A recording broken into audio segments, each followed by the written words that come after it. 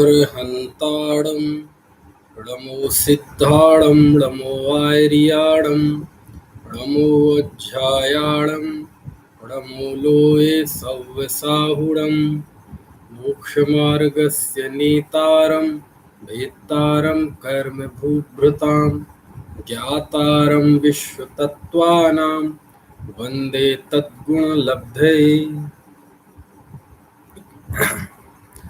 तत्वार्थ सूत्र तीसरा अध्याय सूत्र 27, 28, 29 के आधार से भरत और ऐरावत क्षेत्र में होने वाले काल परिवर्तन को हम समझ रहे हैं। कल हमने ये जाना था कि इस अवसर्पणी काल में भोग भूमि जब समाप्त होने को होती है, प्रथम सुषमा काल 4 कोड़ा कोड़ी सागरूपम, दूसरा सुषमा काल 3 कोड़ा कोड़ी सागरूपम और तीसरा सुषमा दुष्मा काल 2 कोड़ा कोड़ी सागरूपम, यहाँ तक भोग भूमि का काल है। और जब ये भोग भूमि के अंतिम समय में पहुंच जाते हैं, पल का 8वां हिस्सा शेष रहता है, उस समय कुलकर होते हैं। और इन कुलकरों का काम क्या है कि चूंकि अवसर्पणी काल में सुख बढ़ता घटता जाता है, क्योंकि नाम ही ऐसे ना, सुषमा सुषमा सुख, सुख ही सुख, सुषमा सुख, सुषमा दुष्मा बहुत सुख, थोड़ा किंचित दुख, है ना। फिर आगे आएगा दुखमा सुखमा, दुख ज्यादा सुख कम, फिर दुखमा दुख ही दुख, फिर दुखमा दुखमा भयंकर दुख। तो तीसरा काल जो कि जघन्य भोग भूमि का काल है, जब वो समय बीतता है और अंत में आते हैं तो कल्प वृक्षों की शक्ति क्षीण हो जाती है, कल्प वृक्ष समाप्त होने लगते हैं। इस वजह से अनेक तरह की विसंगतियां उनके जीवन में दिखाई देती हैं। भोग भूमि की दृष्टि से वो विसंगतियां हैं, लेकिन काल क्रम की दृष्टि से देखा जाए तो वह सब कुछ स्वाभाविक होता है। समझ में आया ना। तो आचार्य देव यहाँ इस काल चक्र को बताते हुए कहते हैं कि भरत और ऐरावत में इन 6 कालों के उत्सर्पणियों और सर्पणी का बदलाव होता है, बाकी की भूमियों में सब कुछ अवस्थित रहता है। तो अब ये भोग भूमियां धीरे धीरे समाप्त हो रही हैं। प्रथम भोग भूमि में कहाँ, मतलब प्रथम काल में 3 पल्ल की आयु, द्वितीय काल में 2 पल्ल की आयु, तृतीय काल में, है ना, 1 पल्ल की आयु। अब कर्म भूमि आती है, पल्ल अल्लाह भूल जाए, फिर पल्लियों में आयु नहीं होगी। समझ में आया ना। कहाँ 3 कोस, 2 कोस, 1 कोस, ऐसी इनकी ऊंचाई होती थी, है ना। और जघन्य पहली भूमि में आके 500 धनुष बसती थी। तो अब अंत समय में आके, आखिरी के समय में आके, जब मैंने कल 10 कुलकरों तक हमने बात की थी कि कैसे वो कल्प वृक्षों की आभा कम हो गई और उन्हें लगा सूर्य चंद्रमा दिखने लगे तो वो घबरा गए, तारे दिखने लगे तो वो घबरा गए, पशुओं का व्यवहार बदल गया, वो भक्षण करने लगे, आक्रमण करने लगे, है ना। माँ बाप पहले पैदा होते ही वो मर जाते थे, लेकिन अब वो मुंह देखने लगे, उनको रोता हुआ देखने लगे। तो ये सारी स्थितियों में 14 कुलकरों में से 10 कुलकरों ने क्या क्या किया वो कल हमने जाना था। तो उसके आगे और हम जानते हैं कर्म भूमि आने के पहले क्या क्या हुआ इस भूमि पर, जिस भूमि पर हम बैठे हैं, है ना। तो उसका इतिहास हम जान रहे हैं, और ये इतिहास अनंतों बार दोहराया जा चुका है, क्योंकि पहले अनंतों कल्प काल बीत चुके हैं, अनंतों उत्सर्पणी अवसर्पणी काल बीत चुके हैं, है ना। तो ऐसी स्थिति बनी कि आगे जब और समय बीता उस भोग भूमि में तीसरे काल के, है ना, लगभग आखिरी चरण में, तो ठंड बढ़ गई, ठंड होने लगी, तुषार लगने लगा, बड़ी तेज तेज वायु चलने लगी, हवा चलने लगी। ये जो तूफान वगैरह होते हैं ना, ये उस काल में नहीं होते थे, लेकिन अब होने लगे। तो वो फिर डर गए। कौन? वो भोग भूमि के जीव। समझ में आया ना कि ये क्या है। तो फिर उस समय एक कुलकर हुए, चंद्राभ नाम के कुलकर। ठीक है, तो चंद्राभ नाम के कुलकर ने हमें ये बताया कि सूर्य की किरणों के द्वारा हम इन शीत से बच सकते हैं, है ना। यानी धूप में जाके बैठ जाएं तो वहाँ उस शीत से बच सकते हैं। और ये भी ज्ञान कराया कि भैया अब थोड़े संभल जाओ, अब बहुत ज़्यादा है ना नाजुक और कोमल प्रकृति के, सुकुमार प्रकृति के मत रहो। अब भोग भूमि समाप्त होने वाली है और कर्म भूमि आने वाली है, और अब भोग भूमि जैसे सुख कर्म भूमि में नहीं रहेंगे। समझ में आया ना। हम लोग भी जब जयपुर में पढ़ते थे, हमारे उमाकांत जी दिख रहे हैं, विनीत जी भाई साहब दिख रहे हैं, है ना। आप सबको इस बात का गहरा बोध है कि जब अंतिम वर्ष में आते थे शास्त्री में, तो हम लोग याद करते थे कि भैया अब तो माला मुरझा गई। जैसे देवों की 6 महीने पहले है ना माला मुरझा जाती है ना, तो बोले अब हमारी भी माला मुरझा गई। अब तक शास्त्री करते हुए जयपुर में थे तो बहुत ऐश थे, है ना। भोग भूमि जैसे सुख थे, समय पे बना हुआ भोजन मिल रहा है, नाश्ता मिल रहा है, दूध चाय मिल रहा है, भोजन कर लो, कॉलेज जाना है, बस में बैठ जाओ, कॉलेज पहुंच जाओ, है ना। सब तरह की सुख सुविधाओं में रहते थे। तो कहते थे कि अब भैया मतलब ये तो माला मुरझा गई है, अब शास्त्री होने के बाद जिंदगी के असल चैलेंज अब शुरू होंगे। समझ में आए ना। तो हमारे सीनियर्स हमें समझाते थे बहुत प्यार से, हमने अपने भी जूनियर्स को समझाया कि भैया कोई बात नहीं, ये सब तो सबके ही जीवन में ये मौके आते हैं, है ना। एक ना एक समय तो ऐसा आता ही है कि वो यहाँ से विदाई लेनी है ना। लेकिन हम सब इसी भूमि के उत्पन्न हुए जीव हैं, तो कोई बात नहीं, जो भी होगा आजीविका आदि वगैरह जो जैसा करेंगे देखेंगे, लेकिन अपने हृदय से इस तत्व ज्ञान की जो धड़कन है ये कम नहीं होनी चाहिए, तत्व ज्ञान की ऊर्जा कम नहीं होनी चाहिए। तो ऐसे ही यहाँ भी ऐसी स्थिति बन रही है कि वो चंद्राभ नाम के कुलकर ने समझाया कि भैया अब ज्यादा सुकुमार मत रहो, अब ज्यादा कोमल, अब धीरे धीरे ठंडी बढ़ रही है।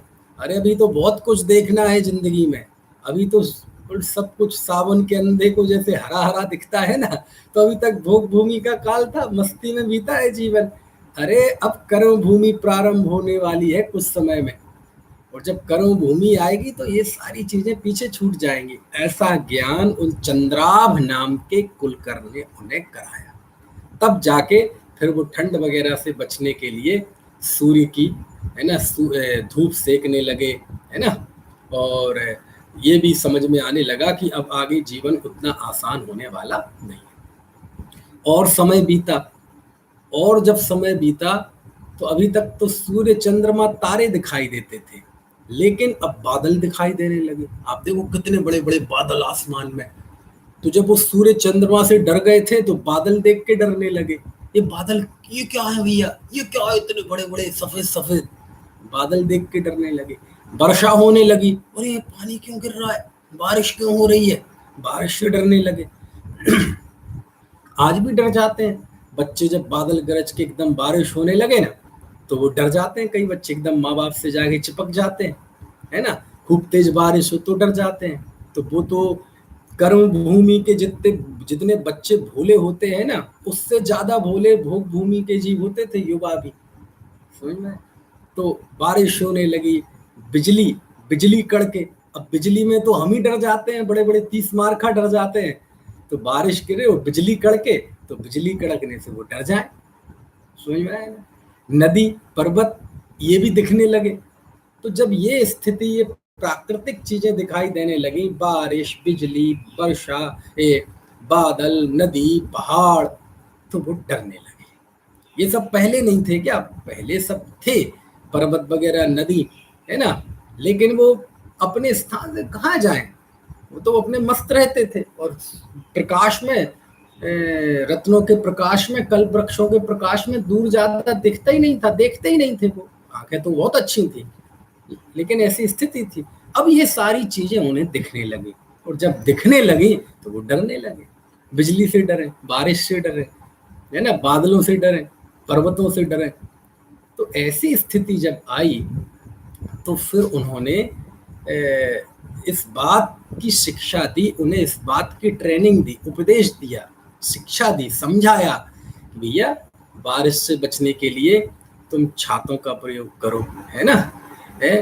और यदि बारिश आ गई है, पानी भरा भरा हुआ है, नदी है, तो आप नाव का प्रयोग करो, नौका का प्रयोग करो, है ना। ऐसे अनेक अनेक उन्हें चीजें समझाई और बोले ये बिजली है, ये बिजली से आपको कोई नुकसान नहीं होगा।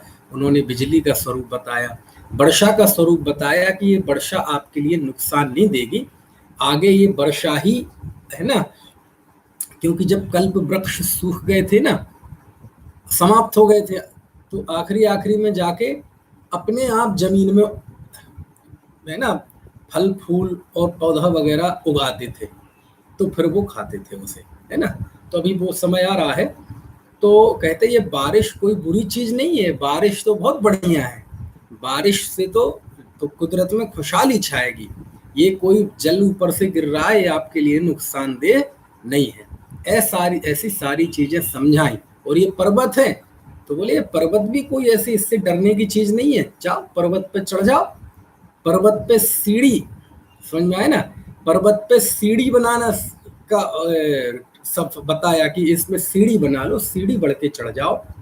यानी ये सारी चीजें, यानी आप समझ सकते हैं कि अब इतिहास और पुराण के अनुसार यदि कहा जाए कि दुनिया में छाता का आविष्कार किसने किया इस युग में, तो वो ये मरुदेव नाम के कुलकर थे। कौन से? ये मरुदेव नाम के कुलकर थे। इन मरुदेव नाम के कुलकर ने, है ना, इस युग में छाते का आविष्कार किया। इस युग में, वैसे तो हमेशा की व्यवस्था रही है, इस युग में नौका का आविष्कार किया। नौका का मतलब नाव का आविष्कार किया, है ना। अब लेकिन ये चीजें आपको लोक के इतिहास में व लोक के विज्ञान में वहां नहीं पढ़ाई जाएंगी, ये आपको हमारे करणान युग के शास्त्रों में आपको मिलेगा, है ना। तो मरुदेव नाम के कुलकर हुए 12वें कुलकर, इन्होंने ये सारी चीजें समझाई, नौका, छाता आदि कैसे कैसे तुम करो वो समझाया। ठीक है। अब स्थिति ये बनने लगी कि जैसा कि हमने पहले ही बताया था कि पहले तो युगलिया पैदा होते ही उनके माता पिता खत्म हो जाते थे, अब वो सामने दिखने लगे, कई कई दिन तक रहने लगे। उनका नामकरण का भी बताया था, यशस्वी नाम के कुलकर ने उनके नामकरण की विधि बतलाई। अब वो क्या हुआ कि वो जरायु से बेष्टित, अब जब बच्चा पैदा होता है ना, तो आपने देखा होगा उसके आजू बाजू एक मंडल होता है, तो डिलीवरी के वक्त वो देखें कि ये बच्चा तो दोनों, ये तो एक जरायु में, जरायु यानी क्या कहेंगे उसे, जो शोणित का और शुक्र का जो पूरा एक थैली सी होती है ना, जिसमें हम माँ के गर्भ में रहते हैं, वो कहलाता है जर, तो जरायु। ठीक है, बढ़ती पटल। अभी हमने दूसरे अध्याय में ये सारी चीजें समझी थी, गर्भज, अंडज, पोतज। तो हम सब जरायु मंडल के अंदर रहते, फिर पैदा होते हैं हम, तो वो जरायु देख के डर गए, ये क्या है भैया, ये क्या बवाल है। तो फिर 13वें नंबर के एक कुलकर हुए जिनका नाम था प्रसेनजित कुलकर। उन प्रसेनजित नाम के कुलकर ने ये बताया कि उस जरायु को दूर कैसे करें, यानी उस आवरण को दूर कैसे करें। ये 13वें नंबर के कुलकर थे। ठीक है। अब आगे आगे हुआ क्या कि ये जो नाभि नाल होती है ना, हमारा सब जन्म हुआ तो हमारी जो नाल है, नाभि की नाल, ये नाभि की नाल जुड़ी हुई होती है। बच्चों का जो नाभि का नाल होता है बड़ा लंबा होने लगा, और कल्प वृक्ष तो बिल्कुल समाप्त हो गए। पृथ्वी पर औषधि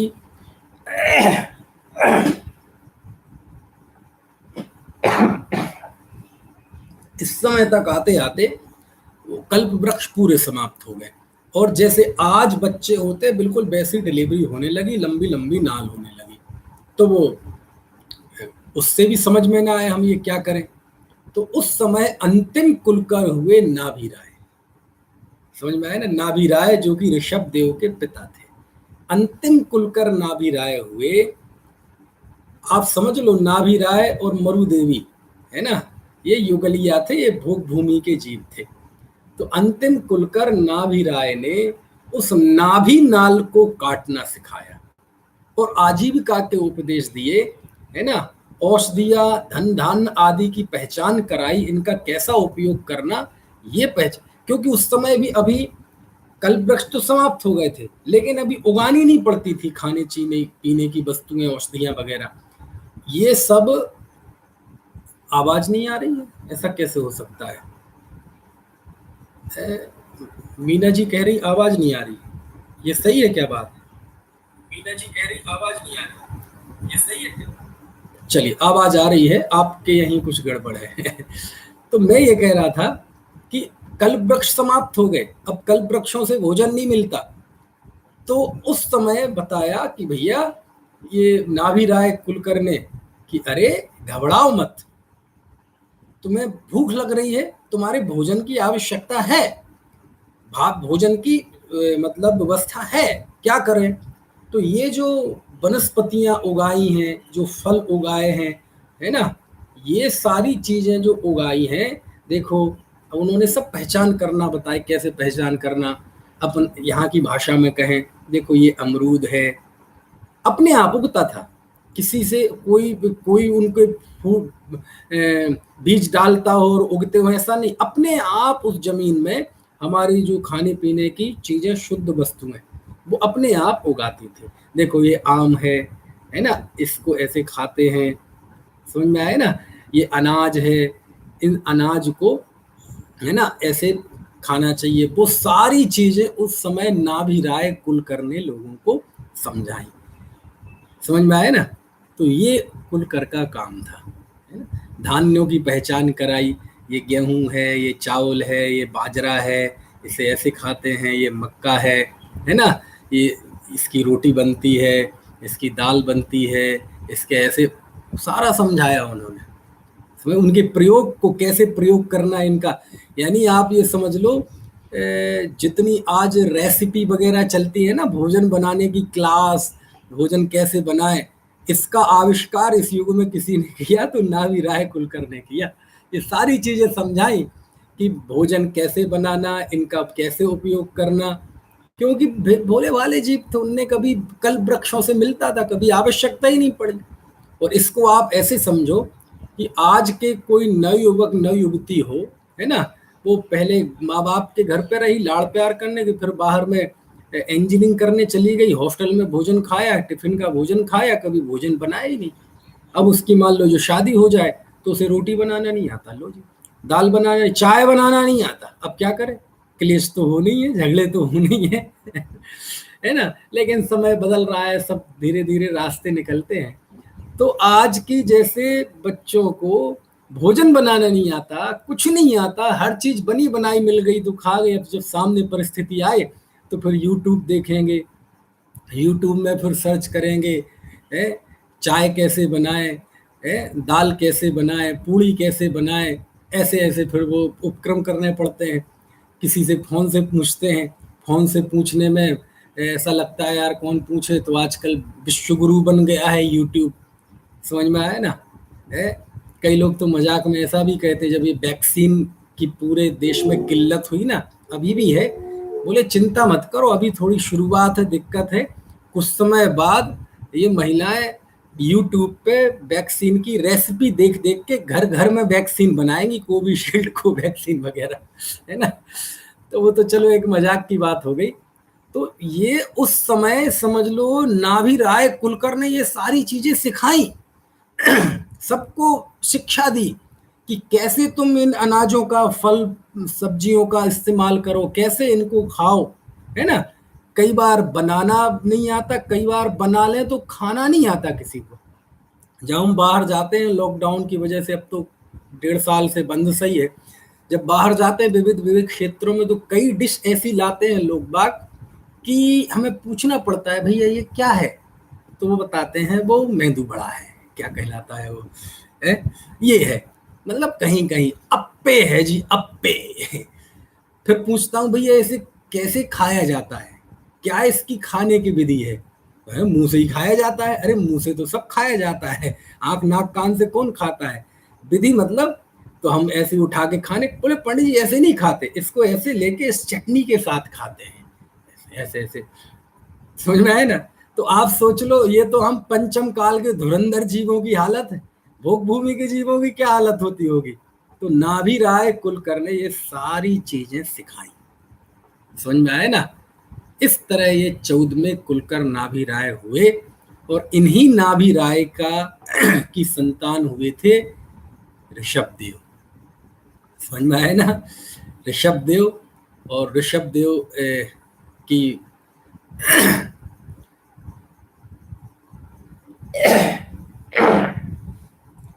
यानी ऋषभदेव का जन्म भोग भूमि के काल में हुआ था। समझ में आया ना? तो इस तरह से 14 कुलकर हुए। यहाँ आकर सब लोग स्वयं भोजन बनाने लगे, स्वयं आजीविका आदि करने लगे, है ना? और अब वो सारे ऐशो आराम जो थे कल वृक्षों के जमाने के, वो सारे ऐशो आराम यहाँ आके समाप्त हो गए। ठीक है?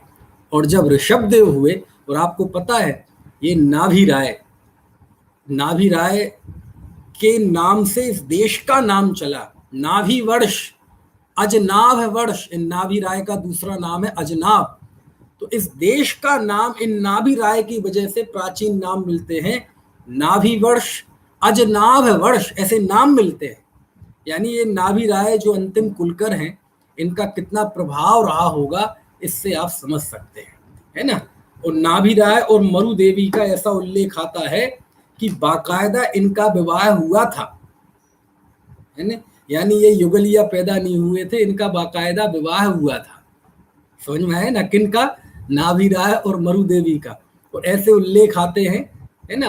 बहुत कम उल्लेख है, लेकिन जो आते हैं वो मैं आपको बता रहा हूं कि इंद्र ने इनका विवाह कराया था, है ना? इंद्र ने इनके भांवर पड़वाई थी, फेरे पड़वाए थे। अब वो कितने पड़वाए थे, 7 फेरे की 3 फेरे, वो हमें नहीं पता, क्योंकि यहाँ उत्तर भारत में 7 फेरे पड़ते हैं, दक्षिण भारत में 3 फेरे पड़ते हैं।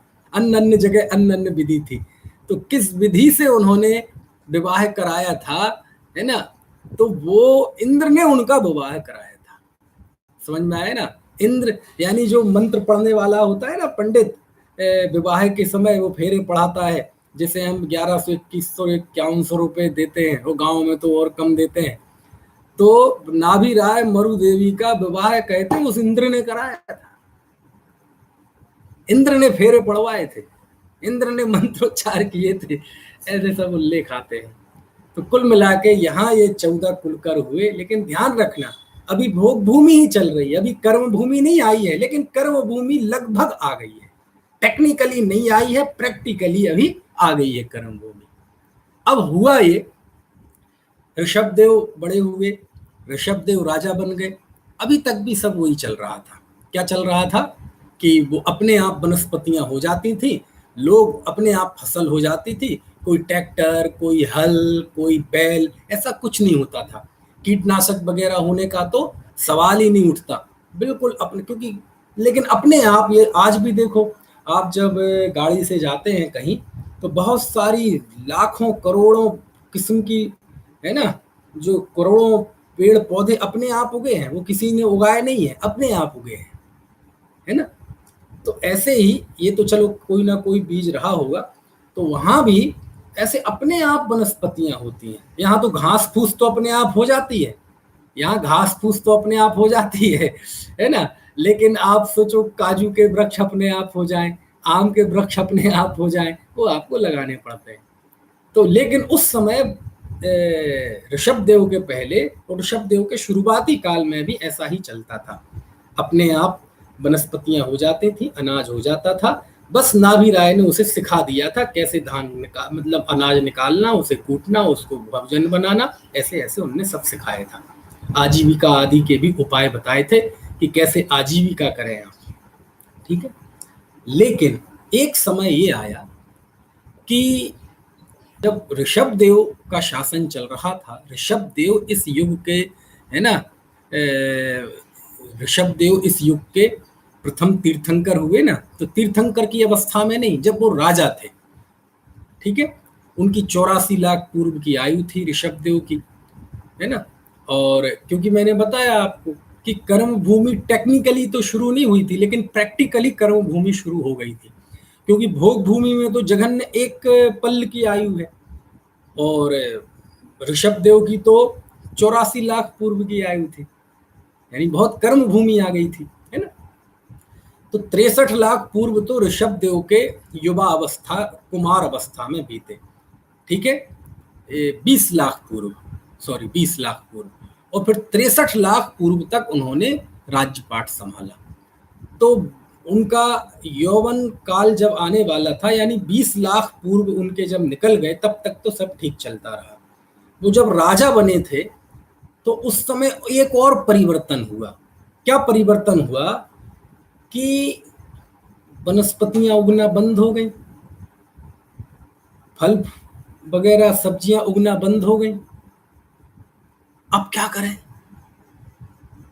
और बंद ऐसी नहीं होती कि आज तक तो खेत में फसल थी और कल उठे तो फसल गायब। धीरे धीरे होती है।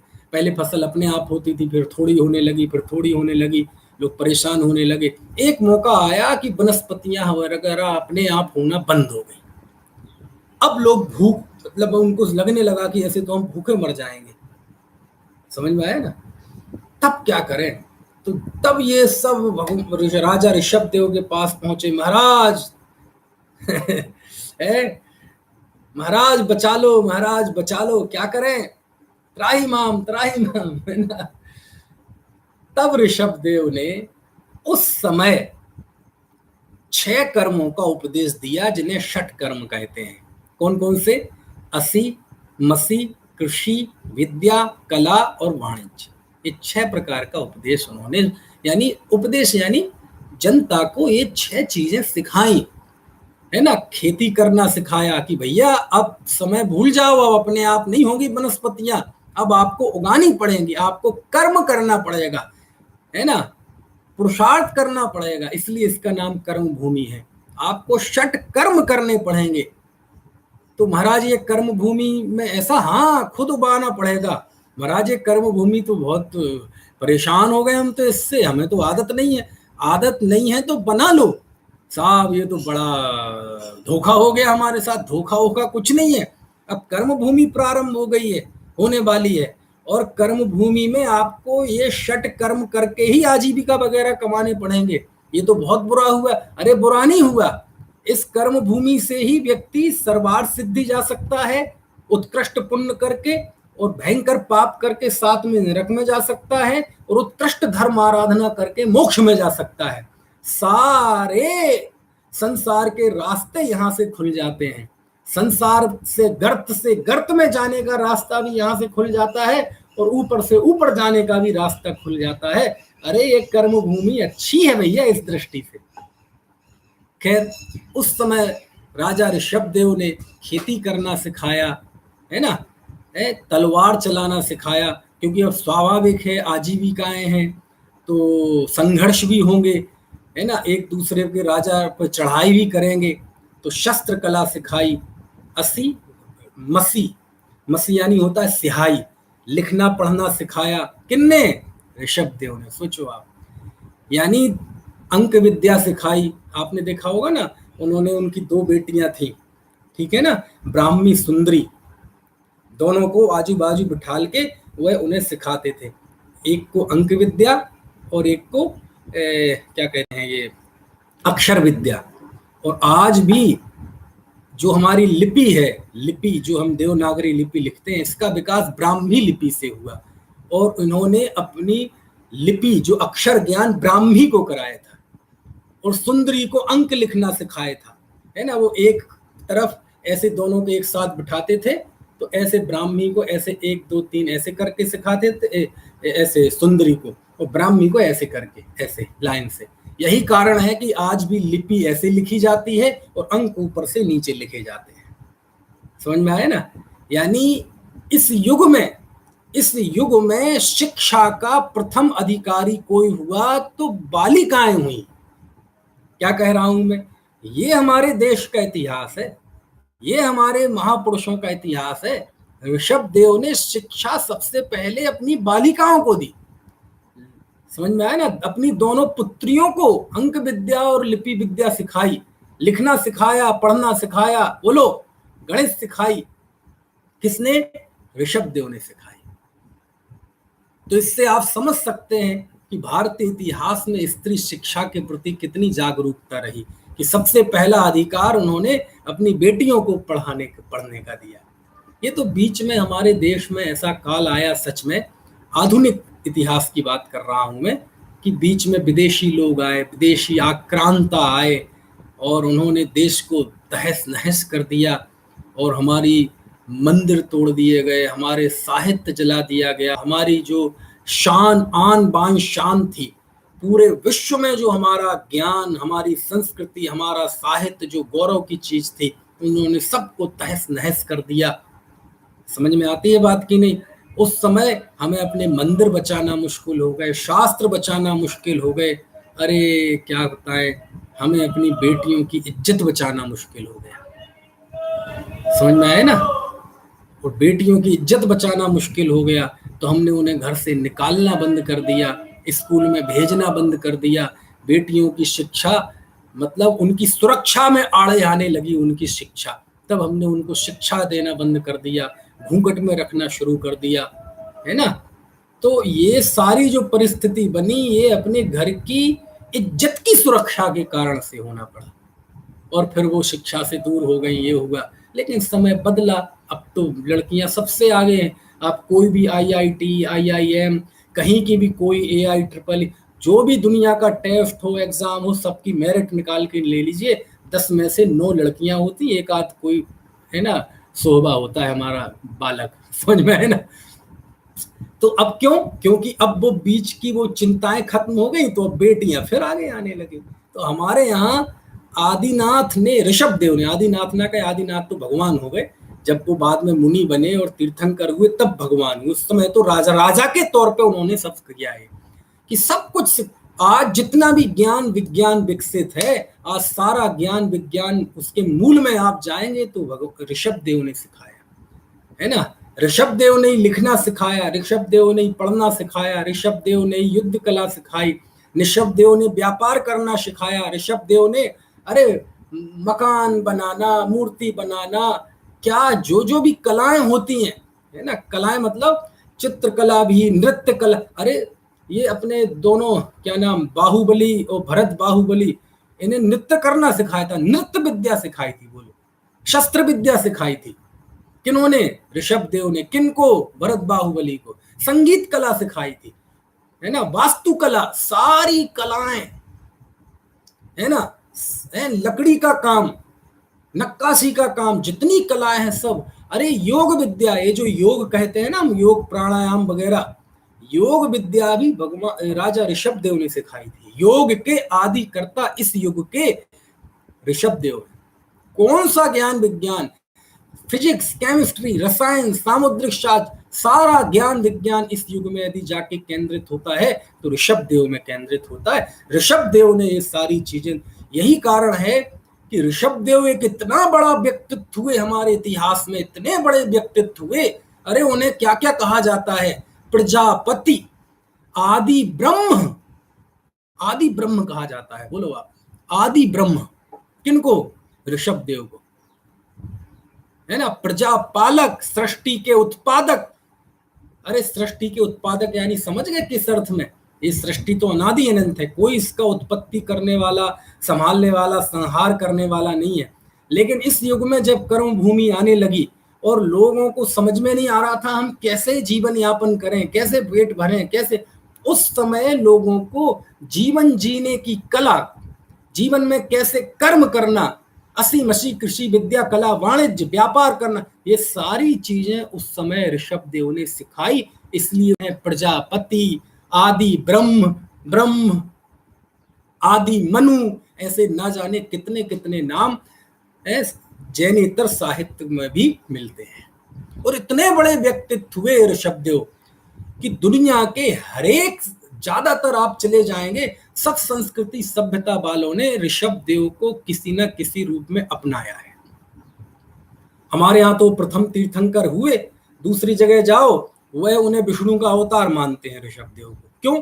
इतने बड़े व्यक्तित्व पे पर्दा तो डाला नहीं जा सकता, तो क्या करो, अपने अपने रंग में रंग लो, है ना। उनने विष्णु का अवतार मान लिया, किसी ने अपने यहाँ कोई ना कोई रूप मान लिया, और यहाँ तक कि मुसलमानों में आप जाओ तो एक बार कौन बता रहा था, डॉक्टर वीर सागर जी बता रहे थे कि एक बार उन्हें कोई मुसलमानों के बीच में सेमिनार में जाने मिला, तो उन्होंने ये बात बताई, उनके हवाले में बता रहा हूँ, इसमें मेरी रिसर्च नहीं है। उन्होंने कहा कि कहीं ना कहीं उन्होंने भी जैन से प्रभावित थे। ऋषभ देव, देखो वहां हमारे यहाँ है ऋषभ, ठीक है, और वो मानते रसूल, ऋषभ रसूल। कहीं ना कहीं ऋषभ देव के पिता थे नाभि राय, और उनके यहाँ है नबी। कौन है? नबी। समझ में आया ना? ऐसा ऐसे उन्होंने कई वो संबंध जोड़े कि कहीं वो ऋषभ देव का प्रभाव इतना ज्यादा रहा, और जब उन्होंने दीक्षा छोड़कर जब वो गए, दीक्षा ली, अरे तो उनकी दीक्षा का वर्णन आप जाके पढ़ो एक बार आदि पुराण में, ऐसा जबरदस्त वर्णन आता है कि ऋषभ देव क्या है आपको अभी पता नहीं है। आदि पुराण पढ़े बिना आप अपना इतिहास और विरासत नहीं जान सकते कि कौन ऋषभ देव थे। दुनिया में इतना ऋषभ देव, समझ में आए ना, दुनिया में इतने ऋषभ देव का नाम है तो क्यों है, पता चल जाएगा कि उन्होंने कैसे जीवन की कलाएं विकसित की, जीने की कलाएं विकसित की। समझ में आया। और उस समय के जीव, शास्त्र में आता है कि जब ये कुलकर वगैरह हो रहे थे, इतने सरल जीव थे कि मारना पीटना लूट मार, है ना, आज की तरह तो होती नहीं थी, लेकिन यदि कुछ थोड़ा बहुत अपराध हो जाए तो उस समय की दंड व्यवस्था मैं आपको बता रहा हूं, तो उस समय की दंड व्यवस्था ये थी कि वहां कोई ऐसे आज की तरह ऐसे लिखित संविधान तो था नहीं, है ना, इसमें इतनी धाराएं उतनी धाराएं और अनुच्छेद इतने, और इस दफाए 302 के तहत ताज राधे हिंद, चुप। पूरी कानून व्यवस्था जो थी 3 शब्दों में थी, हा, मां और धिक, ये वहां की कानून व्यवस्था थी। क्या मतलब हुआ? क्या मतलब हुआ? किसी ने कोई अपराध कर दिया, और कोई अपराध कोई लूट मार के अपराध नहीं, कोई लूट मार नहीं होती थी, किसी का गला काट लिया, कोई छोटे मोटे किसी ने किसी को आंखें दिखा दी, उसे अच्छा अजी इनने हमें आंखें दिखाई। जैसे आज के बच्चे होते ना, इनने हमें चिमटी ली दी जी, इनने हमारे बाल खींच लिए जी, तो ये जो बच्चों वाली हरकतें होती है ना, वो ऐसे ही अपराध थे उस समय पे। ये गैंग रेप नहीं थे उस समय, बैंक का डाका नहीं था उस समय, कत्ल नहीं था, सामूहिक हत्याकांड नहीं था, संपत्ति छीनना नहीं था, है ना। अरे ये बहुत सारी चीजें तो हमने 10-15 साल पहले ही नहीं सुनी थी, 20 साल पहले, अब जाके वो चल रही है। किडनैपिंग, किडनैपिंग का इतिहास हालांकि पुराना है ना, सीता जी का भी अपहरण हुआ था, रावण ने अगवा कर लिया था किडनैपिंग का, लेकिन ये तो मुनि सुब्रत नाथ के काल की बात है, ये तो उस समय की बात बता रहा हूं, उससे भी असंख्यात वर्षों पहले की। समझ में आया ना। तो 3 वहां दंड थे, केवल 3। कौन से? हा, मां और धिक। हा क्या होता है?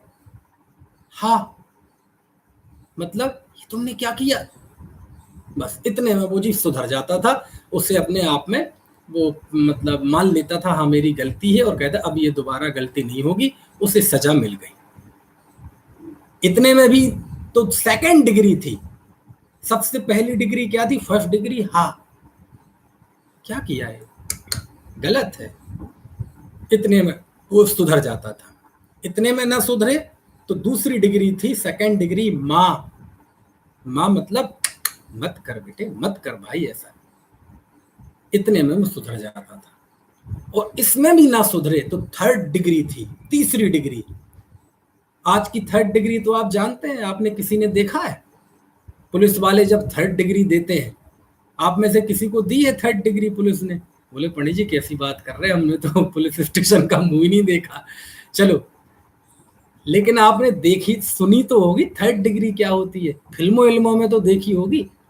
थर्ड डिग्री इतनी खतरनाक होती है, मतलब फिजिकली उसे टॉर्चर किया जाता है, उल्टा लटका के ऐसा उसे मारा जाता है, पीटा जाता है, शारीरिक यातनाएं दी जाती हैं, चीखता है, चिल्लाता है ना। इतनी भयंकर वो थर्ड डिग्री होती है। और कहते बता बता तूने अपराध किया कि नहीं, कौन था तेरे साथ, तेरी पूरी गैंग, पूरे पूरे मतलब तेरे क्या कनेक्शन है, किनका आदमी है, कहां से तू चलता है, कहां से तुझे निर्देश मिलते हैं, कहां कहां चोरी की, सारा वो गलवा लेते थे थर्ड डिग्री में। और कई बार तो वो थर्ड डिग्री में इतना दुख होता था कि उसने गुनाह ना भी किया हो तो वह कबूल कर लेता है। क्यों? बोले यदि गुनाह कबूल कर लेंगे तो कम से कम बच तो जाएंगे, जेल ही तो जाएंगे, लेकिन ये तो ऐसे में तो यार मर ही जाएंगे। तो कष्ट बर्दाश्त नहीं होता तो निरपराधी होते हुए भी स्वीकार कर लेता है कि हाँ हमने ऐसा अपराध किया। और भारत देश का जो कानून का इतिहास है ऐसी घटनाओं से भरा पड़ा है, समझ में आए ना। तो वहां थर्ड डिग्री क्या होती थी उस जमाने में, ऋषभ देव के पहले और उनके समय पे, धिक, तीसरी थर्ड डिग्री, तुझे धिक्कार है।